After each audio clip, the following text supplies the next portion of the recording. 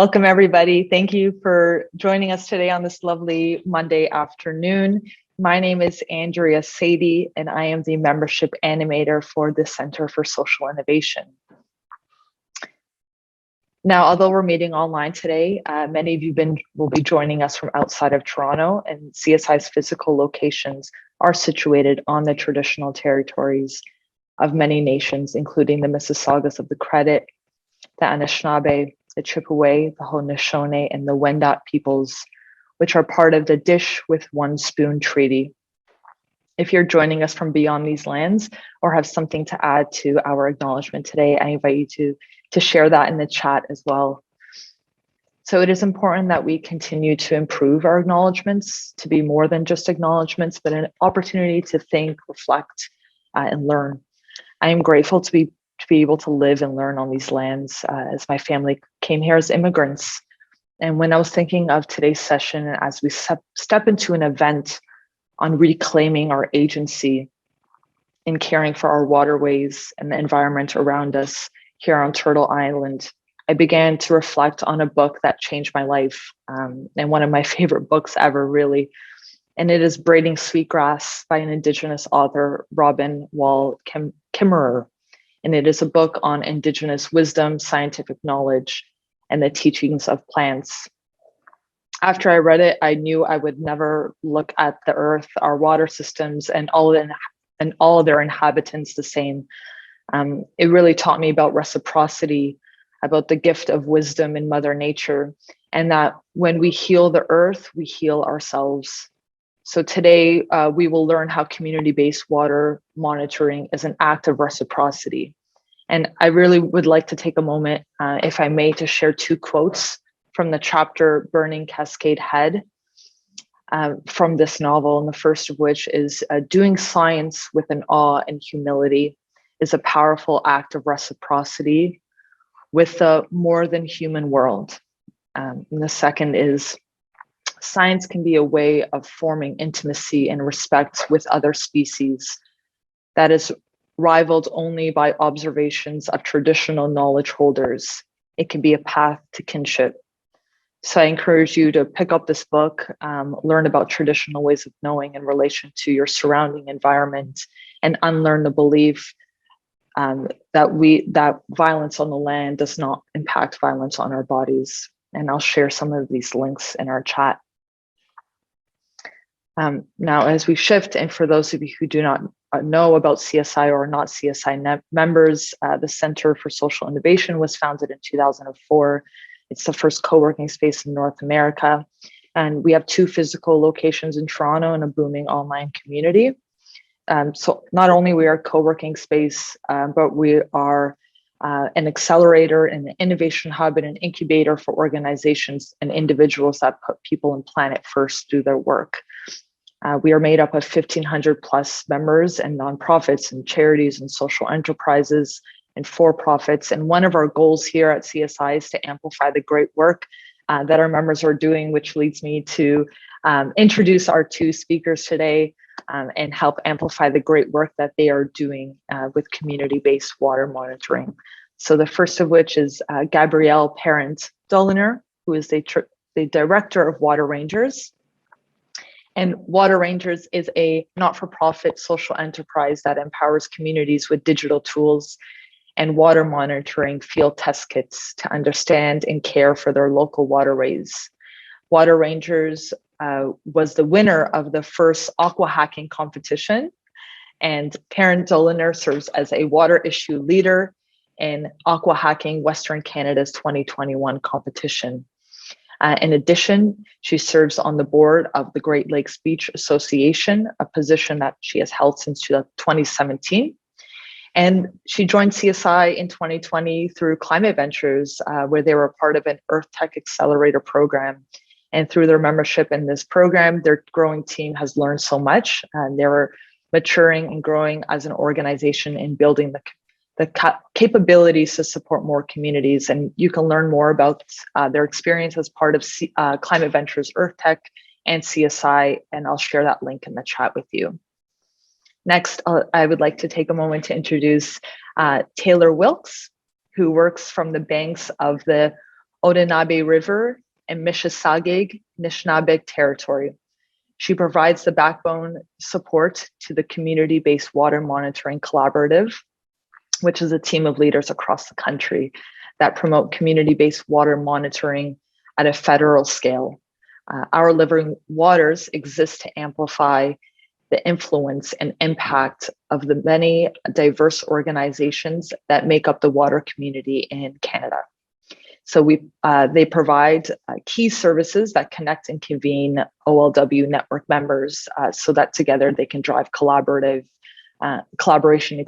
unite their voices and measure shared progress. Now, just before I pass it along to these two amazing speakers today, just a little bit of housekeeping. We do ask that you stay muted.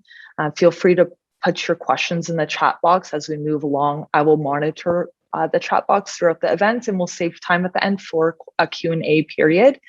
As well, as you may have noticed, this this Lunch and Learn is being recorded. We will share both the slide deck as well as the recording of the presentation with you after today.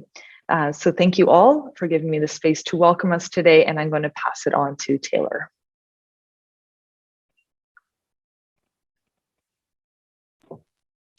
Thank you so much for that thoughtful intro, Andrea.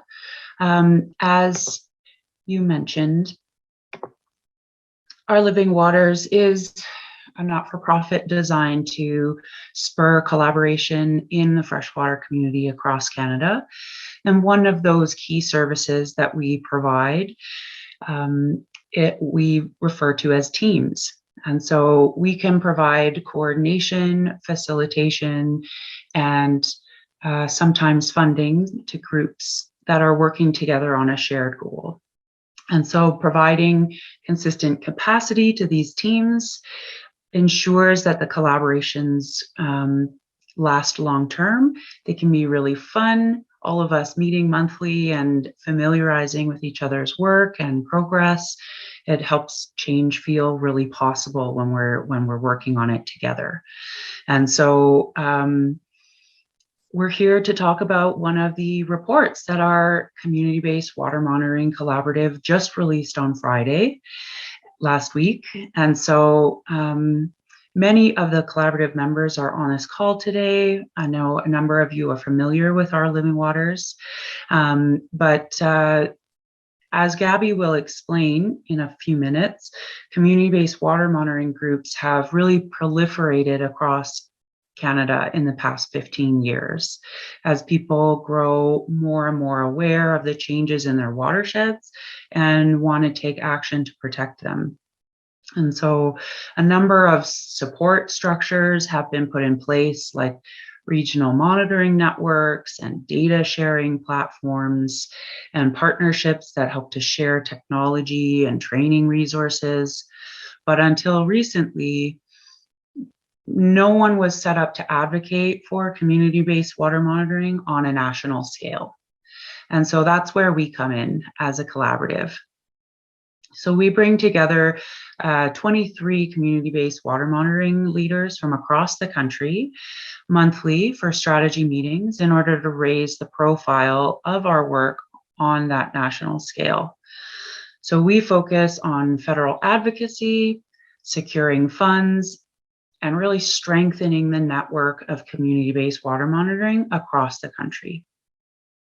And a couple years ago, we identified this business case as an urgent gap in research, one that would support both monitoring groups and also policymakers in valuing community-based water monitoring contributions to decision-making.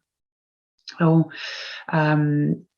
IISD was the International Institute for Sustainable Development was the natural selection for someone we could contract to analyze this business case in a way that would both showcase the wide range of monitoring programs that exists across Canada in different places and configurations, but also their benefits to communities and their watersheds. So we're really excited to be releasing this report, and Gabby will be summarizing its key messages and findings over the next several minutes. So I'm really looking forward to listening to your summary, and over to you, Gabby. Thank you so much, Taylor. So yes, I am the director of Water Rangers, and as Taylor and Andrea mentioned, we provide tools for communities to monitor their water. So I am beyond honored to be presenting this business case on behalf of Jeff Gunn, who was the author of the report, and the IISD. I am standing on the shoulders of giants here, because it also pulls in incredible work that has been done by the collaborative, not just their monitoring work, but their research on community-based monitoring. So today, really what we're trying to do, the business case was just published. It's very newly published. It became public on Friday. And today I'm really just speaking to the incredible value and usefulness of this research. The purpose of the business case is really to communicate the value of community-based monitoring, so both the tangible and the intangible. We really need to make this case for community-based monitoring if we want to act to protect water on a scale that matters to all of us. The business case for community-based monitoring is supported by a major supply of cost-efficient community-based monitoring programs, grassroots community organizations reclaiming a local role in environmental stewardship, and a long-term monitoring programs that can advocate for local interests and identify issues of concern. So I don't think it's going to come as a shock to anyone here on the call, but we are having a water crisis. Whether if you're downtown Toronto like me, you're seeing incredible amounts of sewage going in the water, the flooding in BC, invasive species, both nuisance and toxic algae, and our drinking water supplies. This is something that is impacting all of us. There's an incredible urgency to making this case, and we need to ensure the value of community-based monitoring is understood by investors, by governments and communities, so that these programs can be renewed and expanded. So across Canada, there is a water crisis. And while our society and economy depend on the services provided by water, many of Canada's starkest challenges are framed in terms of water. So we need to find solutions and adapt. And to do so, we need to understand the human impacts of our actions and how they are affecting water. But this is the kicker, there is very little, the act of taking stock is nearly impossible to do in most Canadian basins, and I'll explain. Now, this is one of the amazing studies that I'm going to focus on, and is part of the business case. And this comes from WWF's 2020 Watershed Report Card. It's a cornerstone piece of research, and I will make sure that you have the link to this report after this presentation. So WWF investigated, or at least they tried to investigate, the health of Canada's watersheds. And what they found was that 100 of Canada's 167 watersheds are data deficient. So that's about 60% of them. So what does that mean? So we're tight on time, so I'm going to directly quote Jeff here, because he was very concise in his summary of WWF's findings. And he said, we can't even make a broad assessment about what the hell is even threats to these watersheds. Even with some of these watersheds that do have a health score, the understanding of the state and trends is limited, and measurements of water flow, for example, are insufficient, and they're actually in decline in a lot of these cases. But at the same time, since about the 1980s, there's been a dramatic increase in community-based monitoring programs. And this is a survey of community-based water monitoring groups. And it's from an amazing piece of research called The Snapshot of Community-Based Water Monitoring in Canada. And that it was published in 2017. And it shows here that since 1998, the community-based water monitoring groups have dramatically increased and are continuing to grow exponentially. And what that study found was that it was community concern about the health of local rivers, streams, and lakes, and a desire to be more involved in water stewardship that accounted for a large portion of this. So I just want to define a few of the terms that I'm going to be speaking to a lot. You're hearing me say community-based water monitoring. You're also hearing me say monitoring. And I just want to make sure that we're on this, you understand what those terms mean. So when I say monitoring, I'm not just talking about taking some samples. Monitoring programs carry very explicit management objective. And what that means is from our data, we'll take action on the issues of concern based on the data from the monitoring, the surveys, and the surveillance activities. And water quality monitoring, according to the Canadian Council of Ministers of the Environment, is one of the most important components of managing aquatic systems because it allows managers to observe the state and trends of complex ecosystems over a period of time. So community-based monitoring, and I'm going to be saying that a lot, I'm going to also be saying CBWM. It's essentially the process where concerned citizens and governments, agencies, industries, community groups, and so forth, they monitor, track, and respond to issues of community concern. But I think that this is, that's a lot of a mouthful. So just to discern that a little bit more, essentially community-based water monitoring helps us answer local questions about water. And this is really, really important. So community CBWM, they reflect local concerns to inform local action on water. I do want to take a moment to differentiate between two terms you might have heard of before. The community-based water monitoring and another term, citizen science. So citizen science is not the same as community-based monitoring, and the business case really explains this well, so I'm just going to summarize it here. The major distinction between the two, citizen science and community-based monitoring, is the nature of the question to be answered.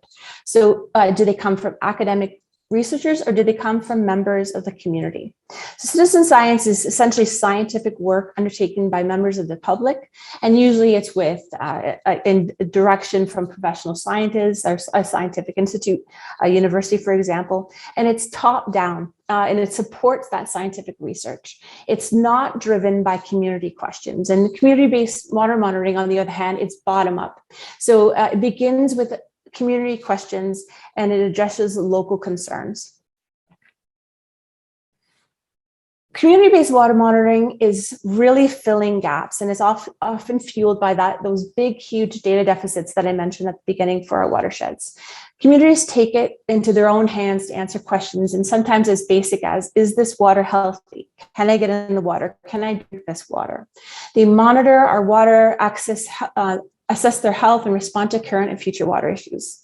And that's where community-based water monitoring's value is. It's a way that communities and community-level organizations manage their water resources by collecting and using data relevant to their own experiences. It's a really cost-effective way for communities to understand complex problems at their own scale and develop evidence to make decisions that influence their own communities. The other thing about community-based monitoring is it's long-term, ideally. To monitor, then it can monitor industrial impacts and also the subtle impacts of climate change. One of the questions that is really frequently asked, and I do kind of want to nip that in the bud, is community-based monitoring credible? Can we collect useful quality data? And yes, that has been proven over and over again. I've seen that firsthand. I've been working with community-based monitoring groups for a long time. There's multiple reports, not only that the data is of high quality and communities can collect sort of rigorous scientific evidence here, it's also being used. It's also, when these programs are established, it's often with scientific advisors. There's a lot of PhDs if you're looking at where these programs are starting from. And there are quality assurance and control systems in place. And I'll just focus, there's a lot of evidence, but I'll just a quick summary from this amazing roundtable that happened in 2019. I think a lot of people were there to join. The National Roundtable on Community-Based Water Monitoring found really the report that was generated from that gathering, the value generated by community-based monitoring is documented and it's highlighted in a lot of cases. And it shows how local level partnerships are delivering raw materials for informed decisions. So there's credible data, and that begins with samples just need to follow essentially the protocols. If you're following the rules, you can collect good data, and that's been proven. We're also seeing that the data that's being collected and shared, it is following open data principles. So the FAIR principles for data sharing, findable, accessible, interoperable, and reproducible, as well as the OCAP principles for access, control, and possession and ownership. Sorry, I said that in the wrong order.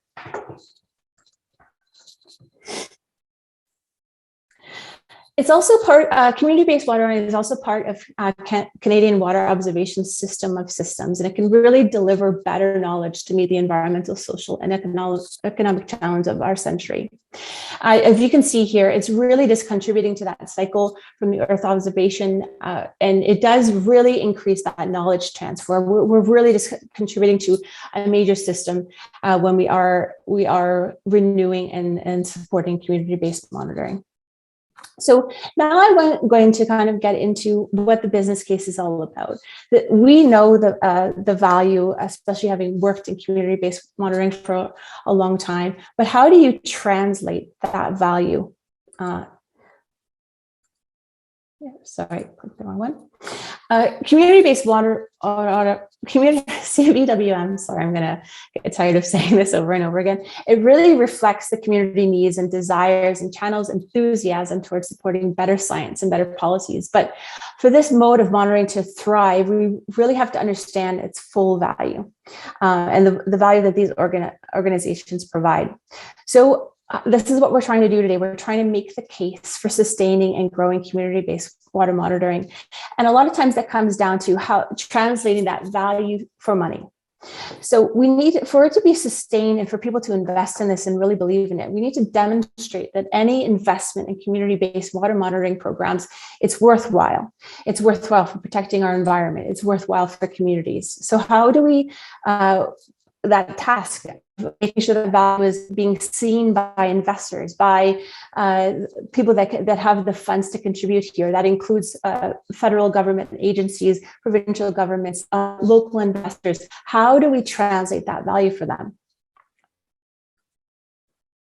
And that's what the business case does so well. Jeff does an amazing job, the ISD, and it pulls in a lot of really important translation tools so that we can show the tangible value to maybe someone that isn't familiar with community-based water monitoring, the gaps that they're filling, and that the incredible value that these programs are producing with the raw materials that they're delivering. So the raw materials, when I'm talking about raw materials, these programs produce data and information that can be used for decision making. So just to kind of give you kind of that product that is being produced.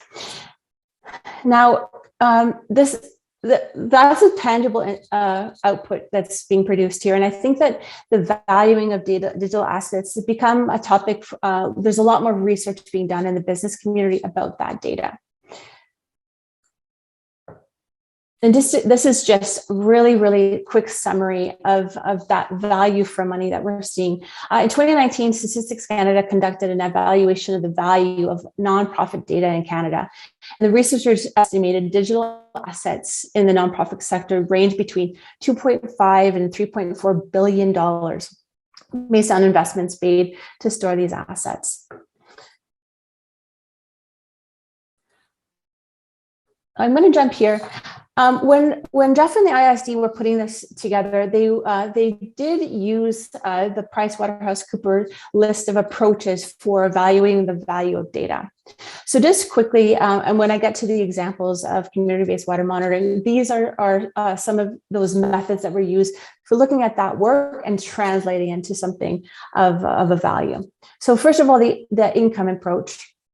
When we're looking at the income approach, it's essentially how much does community-based water monitoring increase an organization's income? So that can be measured in a number of ways. For example, because they're doing community-based monitoring and producing these incredible things like data and knowledge, are they getting more investors? Are they getting more support? Are they getting more volunteers? Are they getting more material? Is there an increase in income? So it's pretty straightforward if you break it down that way. The market approach is essentially what value does the data fetch on the market?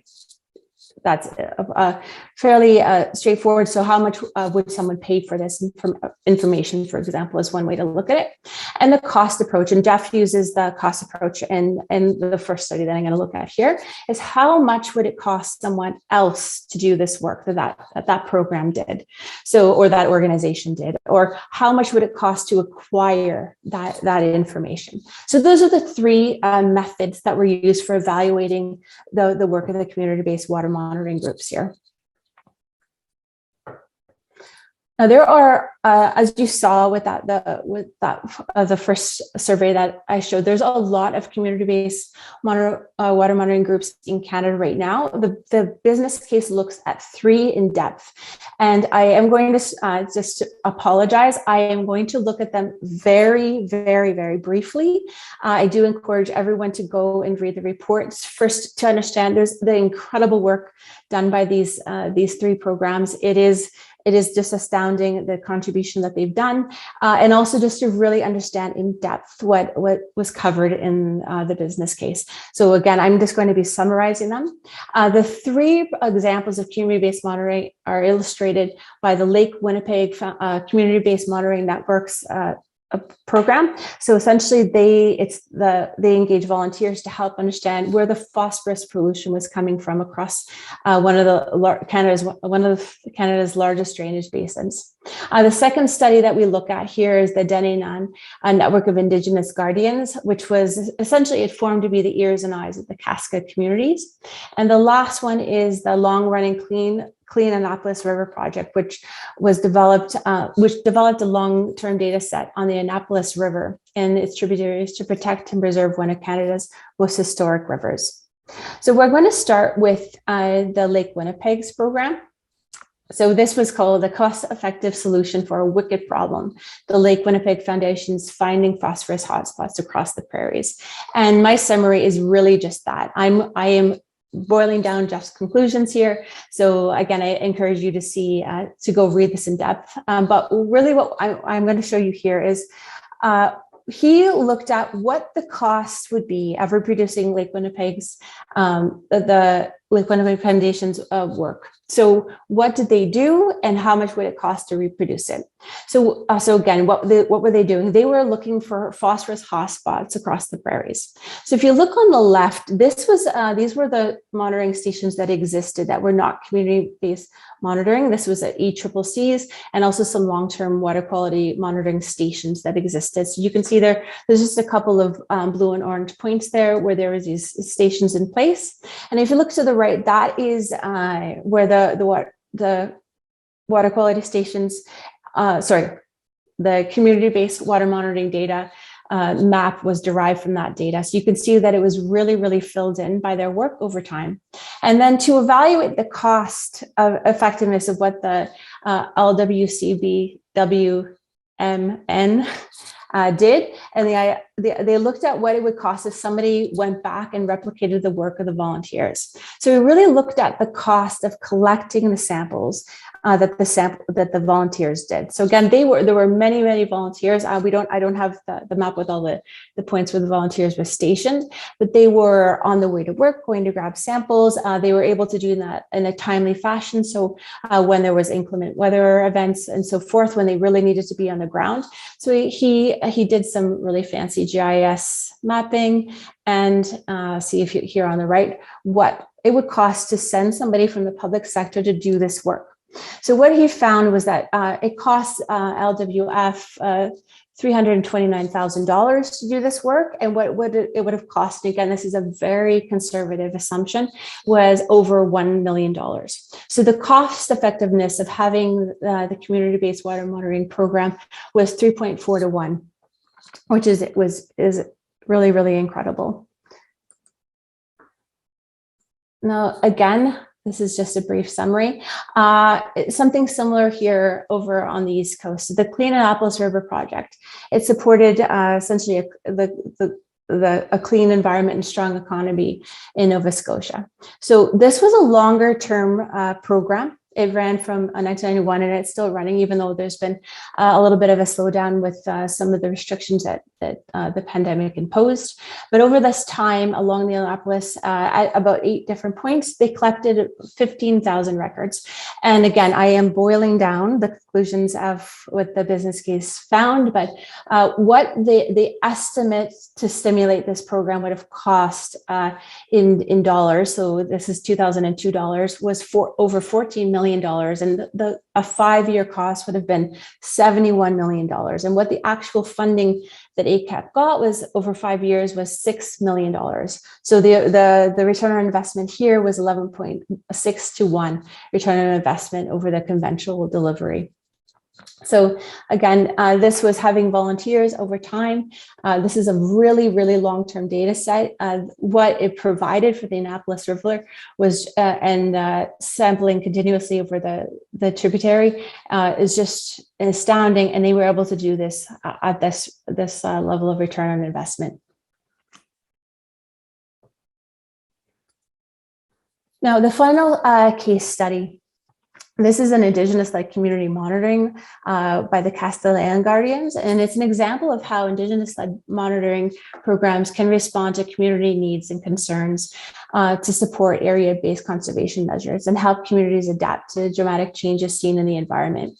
So the driving question for this case study was how can the Cascadene communities protect the land, build relationships with others who use the basin, and integrate both traditional knowledge and science to inform community decisions. So the value here really in the conclusion was that the case is strengthening by using existing programs like Cabin, which standardized protocols over large regions and allowed intercomparisons of data between communities that may also have been their own interests. But the case really was for Indigenous-led monitoring, and it rests on a commitment of Canada to chart a sustainable pathway of collaboration between settler and Indigenous individuals, organizations, and governments. So we're really trying to build a shared understanding of the state and trends of the environment upon which are based our common future. And that was just the value of this project was really about. Though this was a shorter project, it didn't have the same length of time as, for example, the Annapolis Guardians did. So we do have we are still building some of the values there, and it's ongoing. So this is really just an introduction to the business case that just came out on Friday. But we really want to be able to hammer home what the value of community-based water monitoring is so that it can thrive. And we have to understand the value of these organizations that they provide. The business case is also recommending, and that's one of its major conclusions, is long-term investment in community-based monitoring. So this is some of really the summary of the business case. As I mentioned before, at the beginning, there's different jurisdictions, community capacity, and above all, geography. And that's really created that fragmented landscape of state of water and monitoring in Canada. The monitoring based in each community, but connected to regional networks can really generate the data that we need to prepare for changing water in the future. And the community-based monitoring, if you look at the summary, is really cost effective. So at least 3-to-1 return on investment. The credibility of these programs is proven with the scientifically rigorous methods for collecting medium and long-term water quality monitoring data at the watershed scale. It's desperately needed, as I mentioned again, and I'll just repeat this, that we are about 60% of our watersheds are data deficient. Community-based monitoring reflects local concerns to inform local action, and that is really where we see effective change, where we see a response to local concerns, local issues by the community for long-term change. But these can't just be projects. They can't. One of the legacy problems with the community-based monitoring funding is that they are project-based. Most of them, it's about 33% only have about year-to-year funding. So we really do want to have that long-term funding to ensure that the monitoring is happening and it's not just project or short-term funding. And the model should reflect that.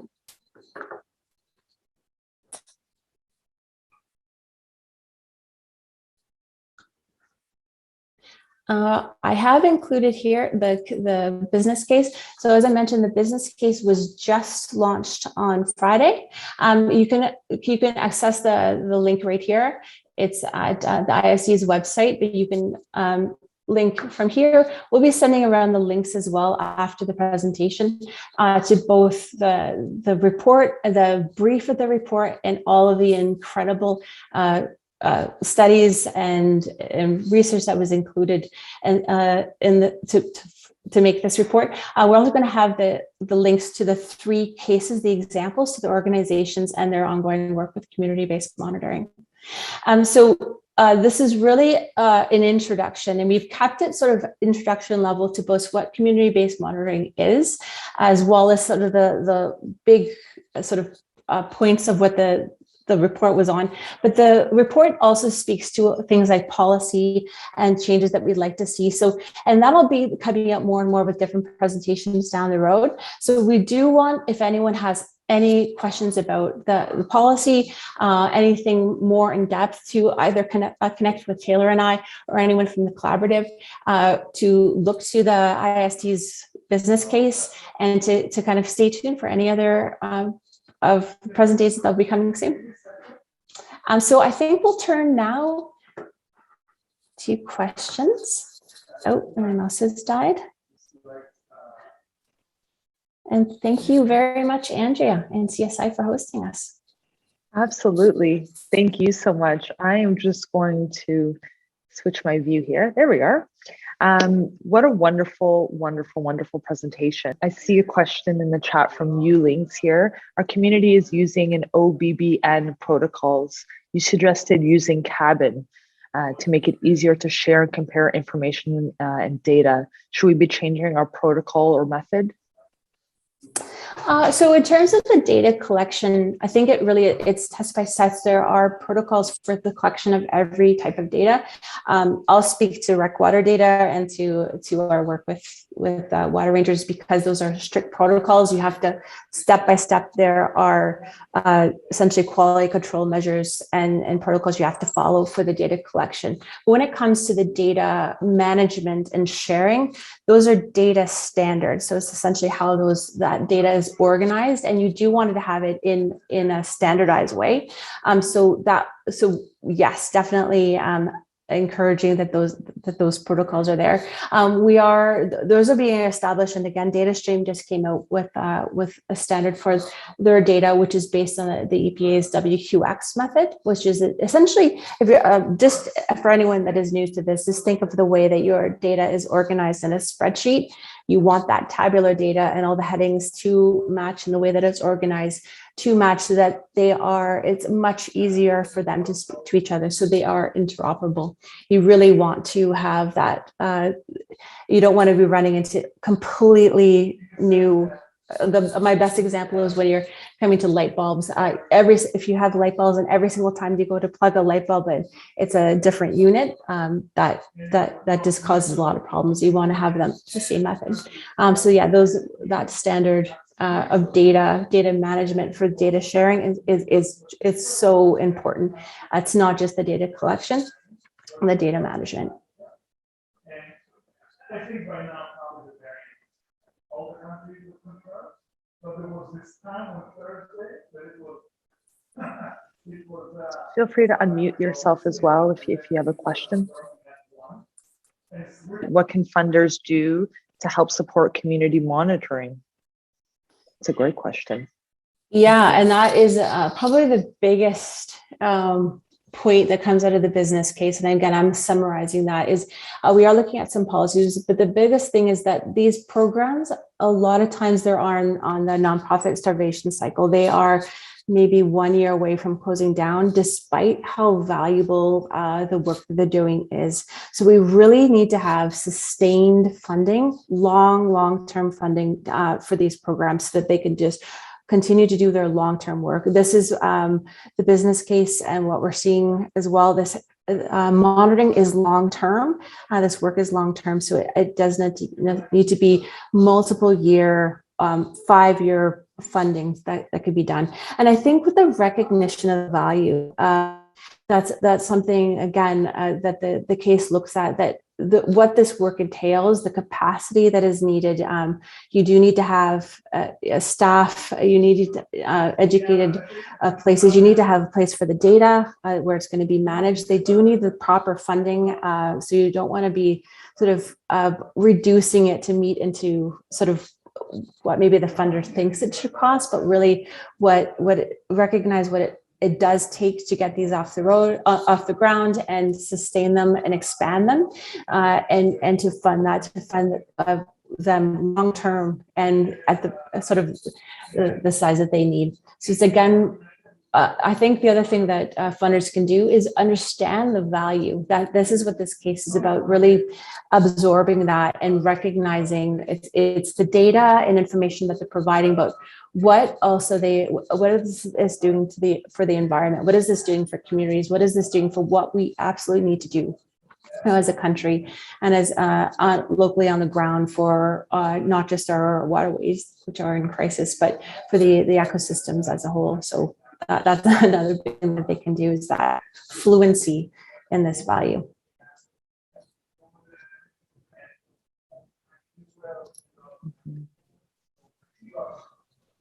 That's wonderful. Thank you so much.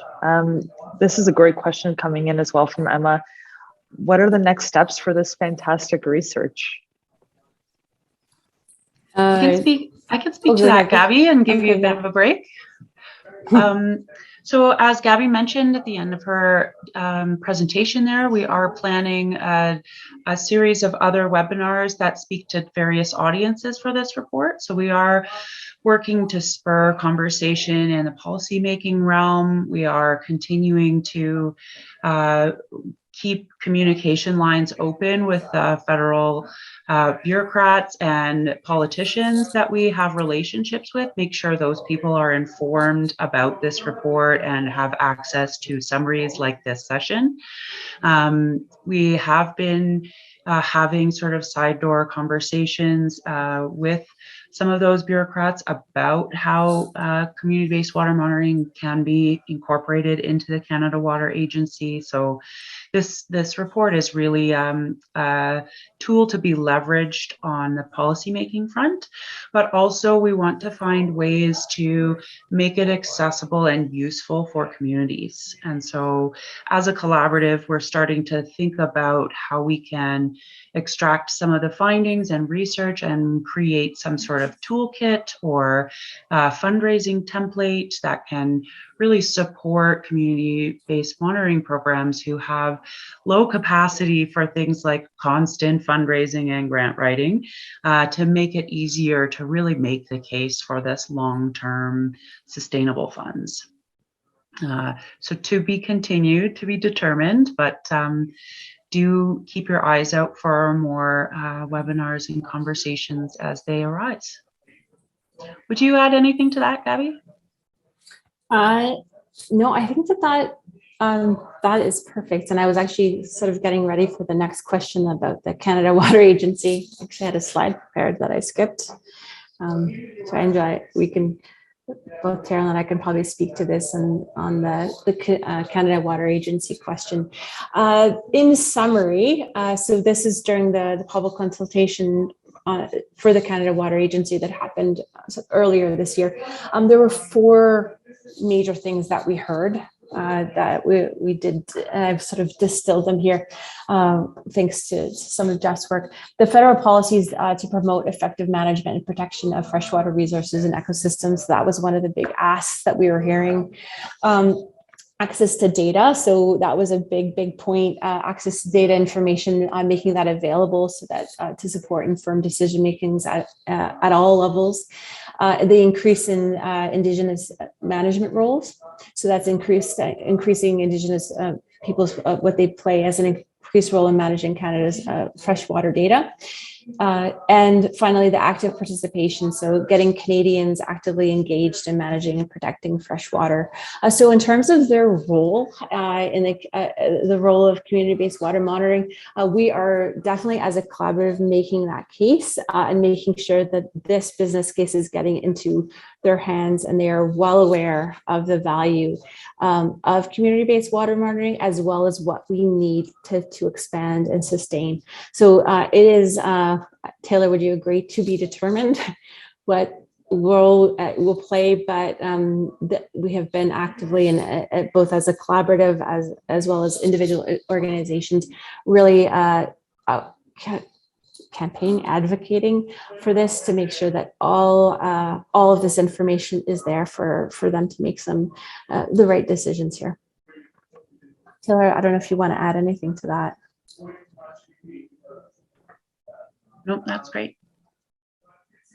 it has been, as you can expect, these conversations have been on hiatus during the federal election, but we have been experiencing more traction with those contacts as government starts up again. So it will be interesting to see how these conversations evolve in the next stages of mandate letters and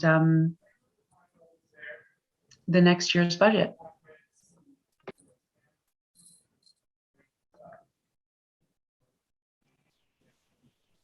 Absolutely. I couldn't agree. The forward facing, hoping this is being implemented, whether it's in communities or other organizations that you can partner with. And I'm really looking forward to those upcoming webinars. And if you can share those, CSI would be happy to amplify it, as well as if you have any information already, we can share it in the follow-up email as well for folks to attend.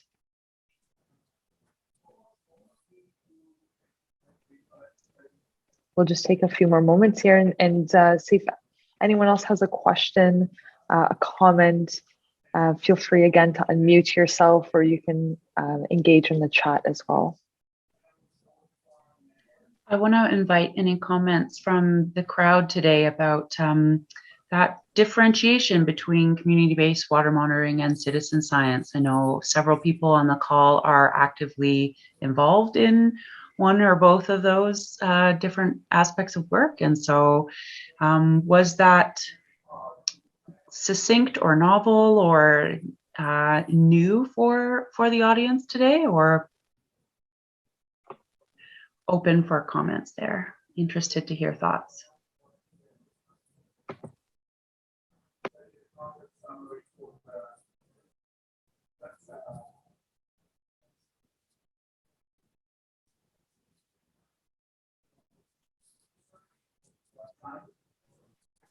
I have a question, but not related to what you just put out there. Hello? Yep, go for it. Oh,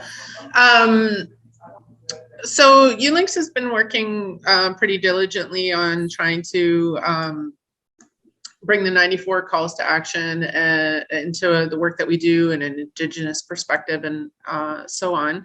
And so we're in Williams Treaty Territory in Ontario, and we would really, if anyone here on the call has had experience with engaging Indigenous communities in their community-based water monitoring, like I know that one of your examples was an Indigenous community, but what I'm talking about is like engagement so that we're working together. We're going to start by just sharing our data and any information that we've collected so far. We're in our third year with a bunch of the lakes that we're monitoring and creating the baseline. So yeah, if anyone has anything to offer or information on if they had success with engaging Indigenous communities in their water monitoring projects, it'd be great to hear from you.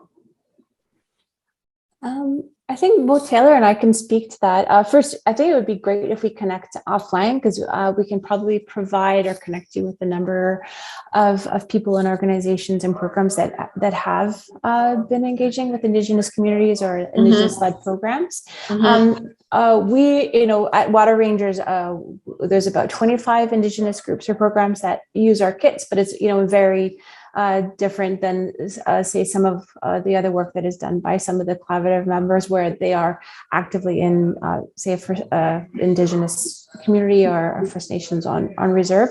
So I think it might be, we'd be happy to connect with you offline and sort of hear what the program's about, what you're trying to do, and maybe make those connections really sort of local and specific to that work. Taylor, okay, and we also meet as a collaborative too. It's like the collaborative, when we are meeting on our monthly meetings, everyone sort of has a chance to speak exactly to this on successes and their experiences working with Indigenous communities or with Indigenous data, and so forth. So can you tell me who you are again in terms of? Oh, sorry. Yes, Water Rangers. So Water Rangers, okay. Yes. Yeah, because- and here, let me put our emails back up. I put this on. The reason I'm asking is that Sadie, who's our new Brendan at Ulinks, I think she's part of those monthly meetings, or with our Living Waters anyway. In terms of your question, I did put a couple of links there in the chat for you. Living Lakes Canada recently put out Yeah. some really great webinars. So if you haven't seen those yet, I found them really helpful. And then there's always a good first step is taking that ownership, control, access, and possession training, which is also a link I added there for you. So happy to connect online, offline. I am in communication with Sadie. So any further questions, you're welcome to email me. Okay, that's great. Awesome. Yeah, I have a lot of experience from the West Coast in Indigenous communities and have lived in one for, I've worked a lot in Indigenous communities, but mostly on the West Coast. So thanks a lot. Thank you all for your time today. And thank you all for joining us on this lovely Monday afternoon for the Lunch and Learn. Have a wonderful day, everyone. Thanks, everyone.